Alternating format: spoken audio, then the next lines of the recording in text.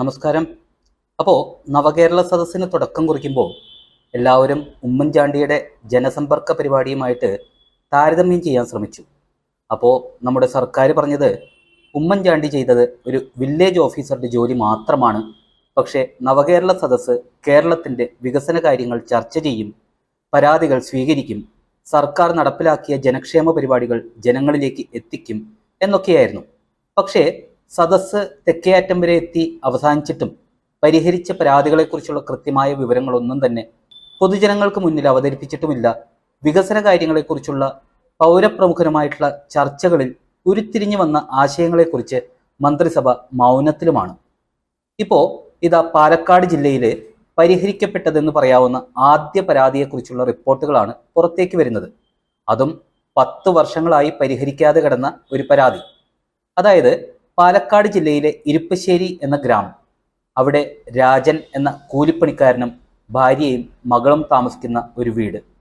അതിന് മുന്നിലുണ്ടായിരുന്ന KPY PK 18/24 എന്ന ഒരു വൈദ്യുതി പോസ്റ്റാണ് വില്ലനായി മാറിയത് 10 വർഷങ്ങൾക്ക് മുൻപാണ്. ഒരു വാഹനാപകടവും അതിനുശേഷമുള്ള ഒരു നടപടിയുമാണ് രാജനും കുടുംബത്തിനും ദുരിതം സമ്മാനിച്ചത്. സാധുവായ പോസ്റ്റിൽ ഒരു ദിവസം ഒരു വാഹനം വന്നിടിച്ച് പോസ്റ്റിന് ഗുരുതരമായ പരിക്കുകൾ പറ്റി.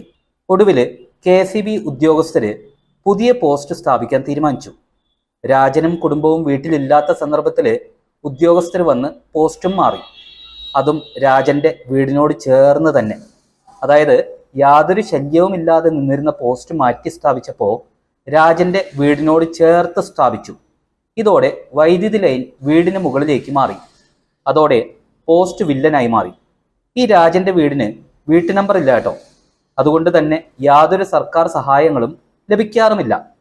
ഓഫീസുകൾ കയറി ഇറങ്ങുന്നതായിരുന്നു പിന്നീട് കുടുംബത്തിന്റെ പണി എന്ന് പറയാവുന്നത്. നവകേരള സദസ് എന്ന് കേട്ടപ്പോൾ രാജന്റെ മകള് ഒരു പരാതി അവിടെയും സമർപ്പിച്ചു. അതോടെ ഉദ്യോഗസ്ഥർ വന്ന് സ്ഥലം കണ്ട് പരിശോധിച്ച് ഉടനെ പരിഹാരവും കണ്ടു. ഇപ്പോൾ പോസ്റ്റ് മാറ്റിയതിലൂടെ തൻ്റെ വീടിന് നമ്പർ ലഭിക്കുമെന്നും ശേഷം ആനുകൂല്യങ്ങളും ലഭിക്കുമെന്നുമൊക്കെയാണ് കുടുംബത്തിന്റെ പ്രതീക്ഷ. ഈ സ്ഥലം സ്ഥിതി ചെയ്യുന്നത് വൈദ്യുതി മന്ത്രിയായിട്ടുള്ള ശ്രീ K കൃഷ്ണൻകുട്ടിയുടെ മണ്ഡലത്തിലാണ് എന്നതും ശ്രദ്ധേയമാണ്. ഇനി ഉമ്മൻചാണ്ടിയെ വില്ലേജ് ഓഫീസറോട് ഉപമിച്ച പോലെ പിണറായി വിജയനെ KSEB അസിസ്റ്റന്റ് എഞ്ചിനീയറോട് ഉപമിക്കരുത് എന്നുള്ള ഒരു അഭ്യർത്ഥന മാത്രമാണ് ഈ സന്ദർഭത്തിലുള്ളത്.